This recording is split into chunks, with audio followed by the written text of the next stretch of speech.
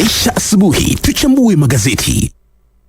Alright, dakika ni 10 kabla kufika 1 kamili ndani ya magazeti asubuhi ya leo. Sakali ukurasa wa kwanza wa gazeti la The Standard. Najua kwamba ile desturi lazima itakuwa ni taarifa ambayo kwamba ni muhimu sana.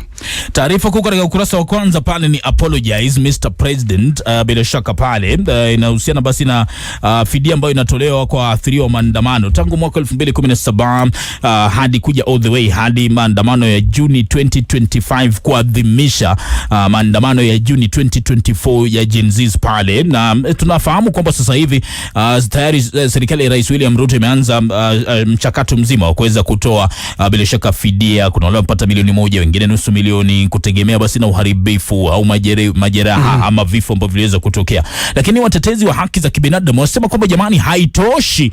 Mwisho siku lazima pawepo uwajibishwaji kihaki kwa wale maafisa wa polisi na vile vile watu ambao walihusika katika kuweza kuua na kuharibu mali na kadhalika, kwamba kutoa fidia ni kana kwamba ni hongo. Ya bila shaka nilikuwa naangalia watetezi tu wa haki za kibinadamu na wale ambao kwamba wanatetea watu ambao kwamba ama familia zile ambazo kwamba zilipoteza wapendwa wao katika maandamano yale.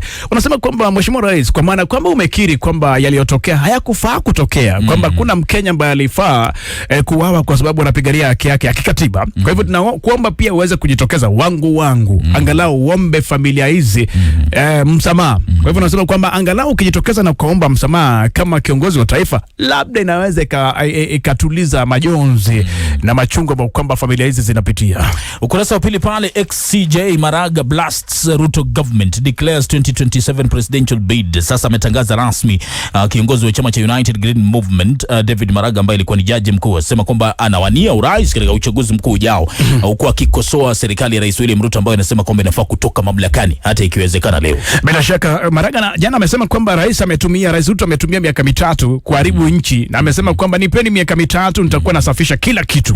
Sasa leo ukiangalia katika ukurasa wa pili wa gazeti la The Standard kuna story hapa kuhusu county ya Kilifi, ambapo kwamba governor wa county ya Kilifi Gideon Mung'aro amembwagia lawama speaker wa bunge la Senate Amason Jeffwa Kingi kutokana na malipo ya shilingi bilioni 1 ambayo zilitumika kulipa mawakili. Wazungu wanasema amemweka under the bus. Amesema jamani, it's not me, muulizeni basi speaker Kingi. Na napenda sana kwa sababu Amason Kingi ndio speaker wa Senate bila shaka na alikuwa mbele ya maseneta. Exactly. Sasa pale kidogo anarudisha mpira mahali ambapo ni mbao. Na unajua, by the way, in a way mimi si shabiki wa any of them, but in a way nilikuwa pwani wakati hii story. Unajua hii story ilianza leo Sakali. Hii story ilianza wakati the King amekuwa katika mula wake wa pili.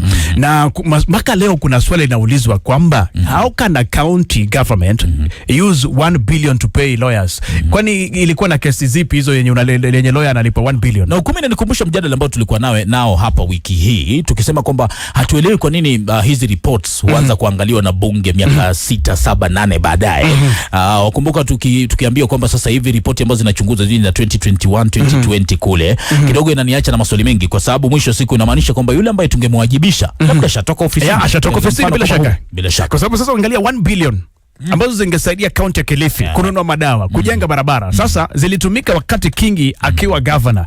Kingi sasa ni speaker wa bunge la Senate. Governor aliyefika pale ambaye ni mrithi wake anasema muulizeni speaker wenu. Na hako na haki kusema hivyo. Mke afanya nini? Ukurasa wa 3, mke ashinda haki katika bila shaka zile kesi za Kiislamu mbele ya chief kadhi.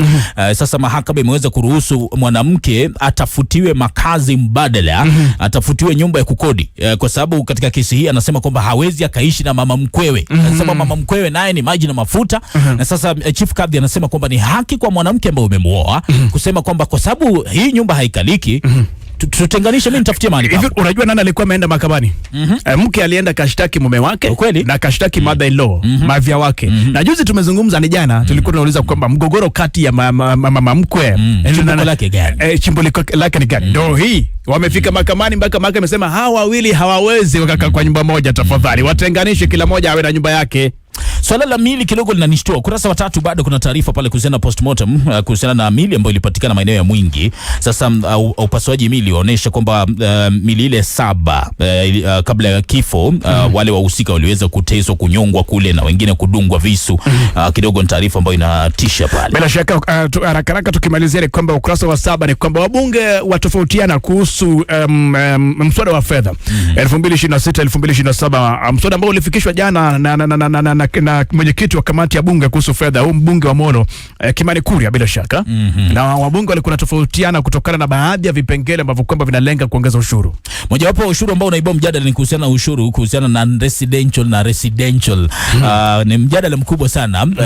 Wale wakosoaji wa finance bill wanasema kwamba mwisho wa siku ni ushuru ambao utaweza kuathiri tenants ama wale ambao ni wakodeshaji ambao ni wa Kenya. Lakini wale ambao wanapinga wanasema hamna siku ambayo hilo litaweza kuathiri moja kwa moja wale ambao ni tenants ambao ni wa Kenya. Lakini labda ni swala ambalo tutakuwa tunalijadili pale baadaye bila shaka katika kipindi hiki. Tukimaliza labda taarifa moja tu, ni kuna taarifa pale kuhusiana na I'm still scared moment goons defiled God's house, ukurasa wa 10, kuhusiana na matukio ya mashambulizi katika kanisa la All Saints. Pale kuna simulizi kutoka baadhi ya wahusika jinsi ambavyo jamani tukio lile liweza kuacha ukiwa na mshtuko mkubwa.